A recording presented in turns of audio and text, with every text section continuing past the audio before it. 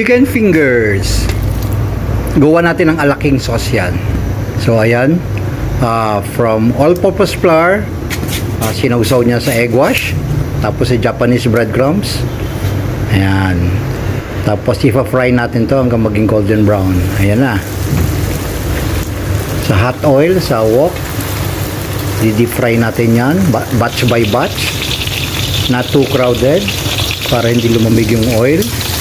Ayan, napakadali lang, no? Sandali lang. Golden brown agad. Daling maluto yan kasi chicken breast at chicken tenders yan. Ayan, chicken breast. Okay. Set aside muna natin. Okay, i-drain natin sa paper towel. Tapos ayusin natin sa plate. Okay, ayan na yung alaking sauce natin. So, ayan yung alaking gagawin sauce natin yan. Yun na susunod. Okay, ayan ang next natin gagawin. Eto na. Yan tayong mainit na kawali. Lagyan natin ng margarine. Lagyan natin all-purpose flour. Mix lang natin. Lagyan natin chicken broth. Sabayaan natin malusaw o mag-incorporate yung broth sa flour and margarine. Seasoned with chicken powder. Ayan. Tapos salt and pepper. Kung medyo malapot, pwede kayo magdagdag ng water. Ayan yung nutmeg, ground nutmeg. Pampabango, pampasarap din yan. Bagay na bagay yan sa white sauce.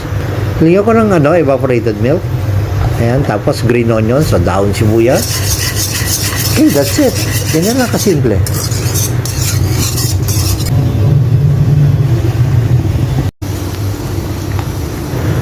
Next naman, gawa tayong atsarang ampalaya o pickle ng palaya.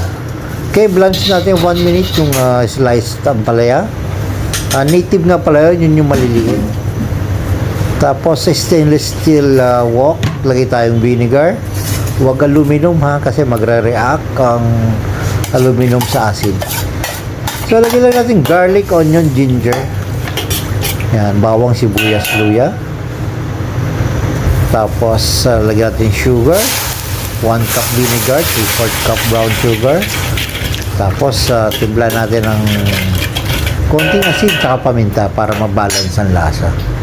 Ayan, bring to a boil lang yan.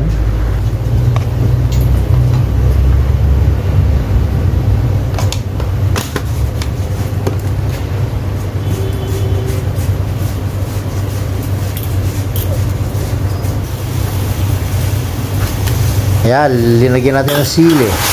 Kung gusto nyo medyo spicy, pwede nyo i-chop yung sili. Ayan, lagyan na natin ng blanch ampalaya. So, half cook lang yung kanina.